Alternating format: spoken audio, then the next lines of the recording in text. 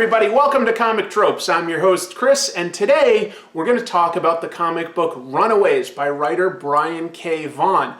Now, I don't have a lot of jokes planned for this one per se. Instead, I want to talk very openly and honestly about why I'm a fan of this comic, and specifically why I'm a fan of writer Brian K. Vaughan. I think he's one of the best writers in comics. Not just now, I mean ever. I think he's great, and I hope I can convey that to you. So Brian K. Vaughan broke into comics in about 1996, just doing jobs at Marvel and DC here and there. But he really made his mark in 2002 with the debut of Y: The Last Man for Vertigo at DC. Now that was a creator-owned comic about every single mammal on planet Earth that's male instantly dies, except for one guy, Yorick Brown. And it's the story of his adventures in this world, which I don't quite think is fair to call a post-apocalyptic story, but it's close. Obviously, a lot of Earth's population is decimated, and it's a fascinating 5-year-long journey. And one of the things I like about Brian K. Vaughan's writing is that he tends to write stories with a beginning, middle, and an end. He does mostly creator-owned comics. The one we're going to talk about today is a rare exception where he's doing something for Marvel Comics, but he did still create these characters, and he still had mapped out a beginning, middle, and end to his arc. So anyway, let's dive into issue number 12 from volume 1. That's sort of the middle of his run, but some of the big twists and turns to the story haven't happened yet. There are some big ones, and I won't spoil them. Instead, we'll just sort of talk about the overall story that he created, what he does well with characters, and we will analyze some of his tropes. So let's begin reading this issue. Runaways focuses on 6 friends, 5 teenagers and 1 preteen, who realize that their parents are actually supervillains, and when they see that, they decide to run away, but they're being chased by their parents.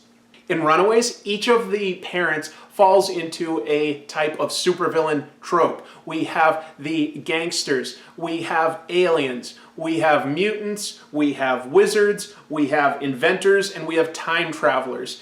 Each of them has a child, they've grown up as friends, and then they realize that their parents are actually quite evil, so these kids run away. They're scared. It makes sense. But the parents have a secret plan for each of their children to basically inherit the earth. They have a very scary plan to take over the world. 6 people will survive. They intend for it to be their children.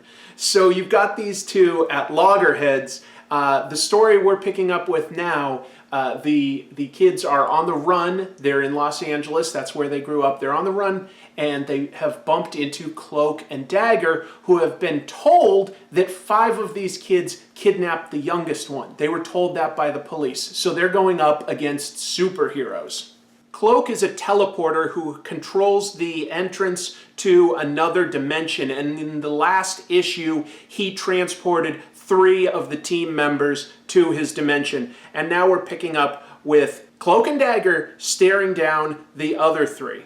Gertie Yorks is the sarcastic girl with the purple hair and glasses. Her parents were time travelers who've given her a psychic link to a genetically bred dinosaur, and she just is so sarcastic and snarky. She says to Dagger, "You think we look weird? What's with that slutty getup, lady? Don't you have any self-respect?" Dagger readies her light daggers and throws them, saying, "By the way, kid, if you don't like this outfit, you should see my old one." Here's what Dagger's old uniform looked like. Dagger's a teenager. Get your mind out of the gutter. Alright, so this is the first example of a trope. Gert calls Dagger slutty, basically, but in a much more clever way. She's definitely super snarky, and snarky dialogue is a hallmark of a lot of characters in Brian K. Vaughan's writing. A lot of people have compared him to Joss Whedon, saying that he can write young people in Buffy speak. It's worth noting that when Brian K. Vaughan left Runaways, Marvel hired Joss Whedon to write the next arc. Also, Joss Whedon hired Brian K. Vaughan to write an arc of the Buffy comic book, the season that was set after the TV show ended. Joss Whedon oversaw some comic books that were supposed to be canon, like a continuation of the show, and Brian K. Vaughan wrote one of those. This dialogue, this sort of pacing that he has for his stories with the beginning, middle, end that I mentioned earlier, and the fact that he has such believable characters, I think that all combined to get him his job in TV, where he started working as a writer and producer on Lost for 3 seasons. Gert has her dinosaur, which she has named Old Lace, jump in front of the light daggers, and Dagger realizes, problem. My powers, they don't have any effect on animals or... Whomp! Old Lace hits Dagger with her tail and she goes flying. Another trope, a team pet. That's a trope? Yeah, it absolutely is. Let's see. In Y the Last Man, there was Ampersand the Capuchin Monkey. In Ex Machina, there was a parrot. In Saga, great comic, I hope you're reading it, there is Lion Cat. Team pets are just something that Brian K. Vaughan seems to like, and Old Lace is great. She has a scary look, but she has a psychic connection with Gert, so she's actually incredibly obedient, like a really clever dog. She becomes very likable. While Dagger is knocked down, Cloak makes his move, but he's stopped by the youngest member of the Runaways, Molly Hayes, who has super strength because she's a mutant. She grabs a hold of Cloak's cloak and says, "Stop fighting! Just let our friends out of your ugly cape!" And she keeps pulling, and her strength is such that she is able to literally rip the cloak off of Cloak. It's the source of his powers, and things go crazy. We see dark force energy expelled from his body, and suddenly he's just Tyrone. He doesn't have his powers. He has a stutter, and Molly actually feels sympathetic. She says, "I'm sorry, I thought you were another monster. I didn't know you were a stutterer." Molly Hayes is a trope? Well, yeah, actually she is, because she is based on Brian K. Vaughan's younger sister, Molly Hayes Vaughan. She's named after his little sister, and this isn't the only work that he's done that in. In Saga, the character of Isabel, who's actually a ghost babysitter, is also based on his younger sister. So I think that's incredibly flattering, but I don't know what it is like to be Molly Hayes Vaughan. I mean, maybe that's creepy that there are characters out there that look like you or supposedly talk like you. I don't know. I think it's flattering. I hope it's flattering. I don't know. Molly tells Tyrone, "My mommy is a speech therapist. Maybe she can help you." And Gert says, "Bruiser, your parents are psychotic supervillains." That piques Dagger's interest and says, "What are you talking about?" Gert replies, "Yeah, our folks, the people who duped you into coming after us." Dagger says, "The police asked for our help." But Gert explains that their parents, known as the Pride, control a lot of the police. And she points out that Molly Hayes, the supposed kidnapped kid that the police have aimed Cloak and Dagger at, is Bruiser, their friend. There was never any kidnapped kid.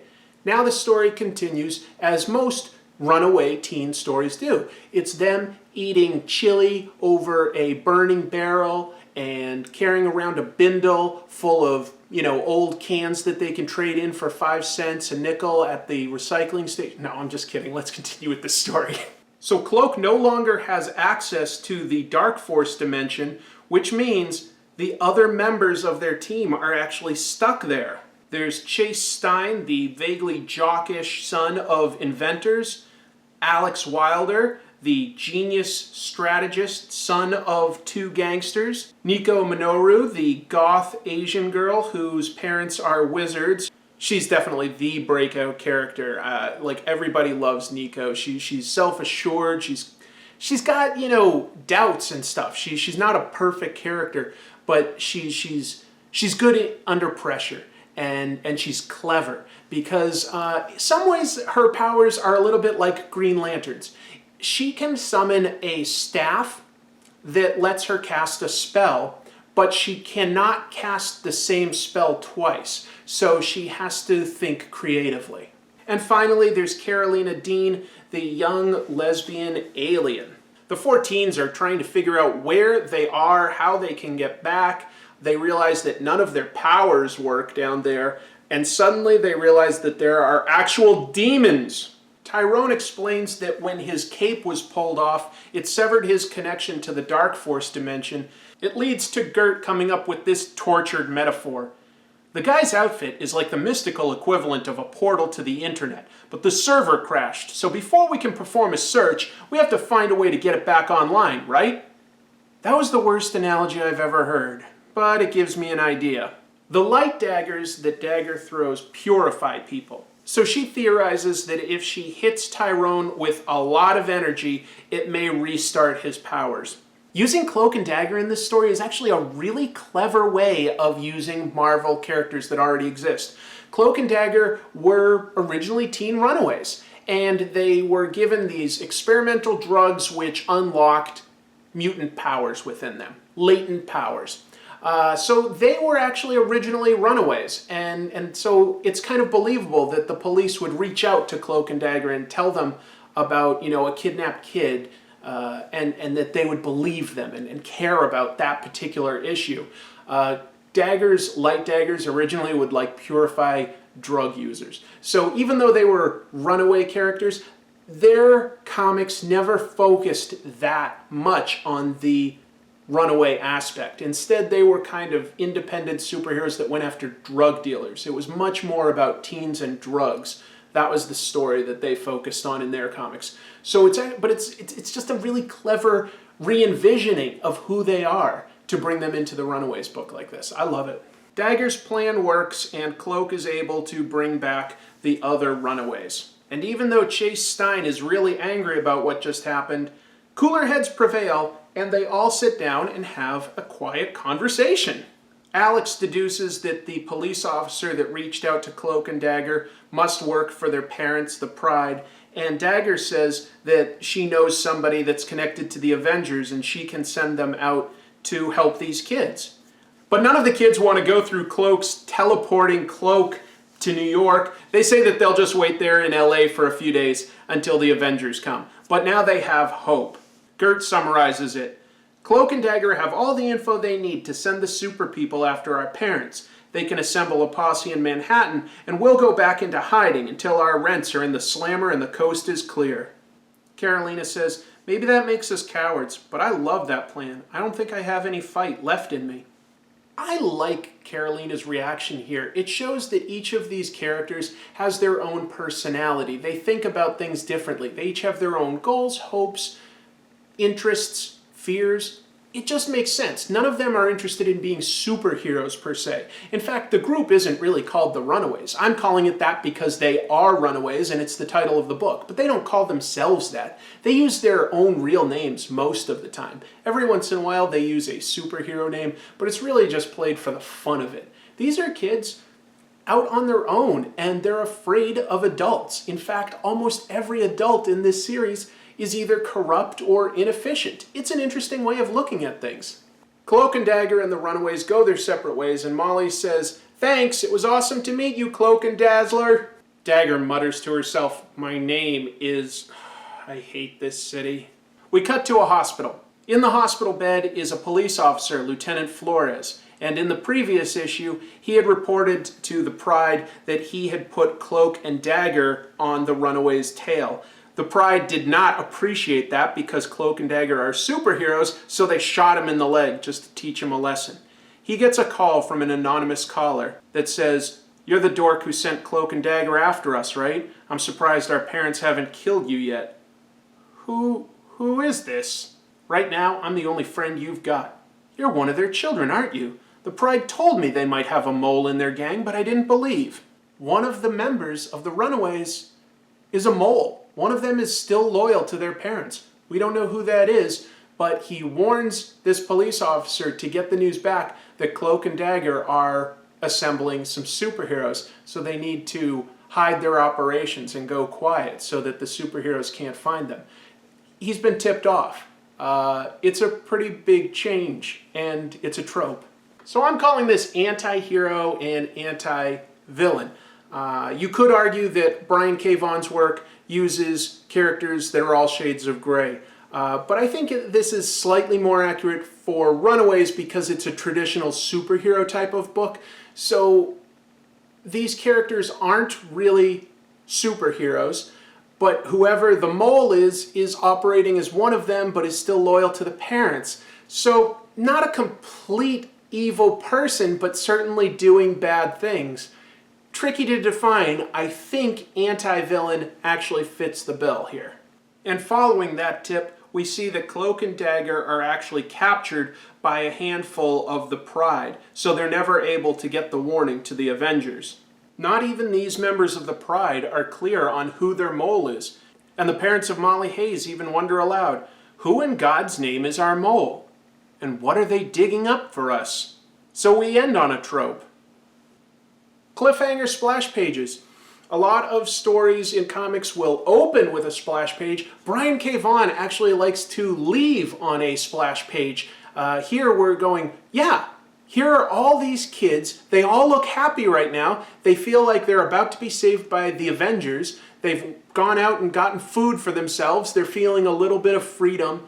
But one of them, we know, is betraying them. But who?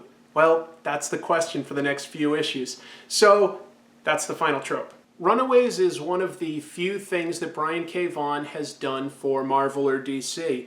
He also did a Swamp Thing run, which was pretty good. But mostly he likes to do his own creator-owned stuff, and it's because he specifically likes to have that beginning, middle, and end to his stories. He has said that he just doesn't quite connect. He doesn't get the idea of doing Spider-Man, where it never has that third act. It just goes on forever. Serialized stories like that are tough, but it was interesting seeing him play in the Marvel sandbox, and he created these really interesting characters and ideas that Marvel now has to play with. I don't think that Marvel's done a lot with it. They've done a few interesting things with some of the characters since Brian K. Vaughan left. I wouldn't really recommend Joss Whedon's arc of Runaways, but I've heard good things about the current one that started this year. I've heard that that's pretty good. Also, two of the characters show up in Avengers Arena, which is a really interesting and dark story about a supervillain that kidnaps tons of teenage superheroes from all corners of the Marvel Universe and has them compete on an island to kill one another. It's a lot like the Japanese manga and movie Battle Royale. Scary idea, but pretty well done. Anyway, that wasn't by Brian K. Vaughan. It's just an interesting story that you might enjoy. I love Brian K. Vaughan. Big fan. Met him a few times. So nice. So professional. So smart. Just a great guy. I'm curious, did you ever try to run away from home? I was thinking about it for this episode to see if I had a personal story to tell. I don't think I do. I cannot think of ever actually running away from home. My fiance had a pretty good story of running away from home, which basically meant she grabbed one toy and a blanket and hid it at a rock at the far end of their backyard. So that was her running away. That's a better one than most. Runaway kids are serious business. I sometimes go around and hand out food to the homeless, and a lot of them are teenagers and young adults. So it's just serious. It's an actual problem that I think deserves a little bit more attention. And I think that this comic treated that subject very seriously. I hope it led and continues to lead to more attention for this issue. Well, I appreciate you staying with me. Again, I have a Patreon. I sometimes have some exclusives there for my patrons. I gave away some art that I did in Inktober to anyone that was a patron that wanted one.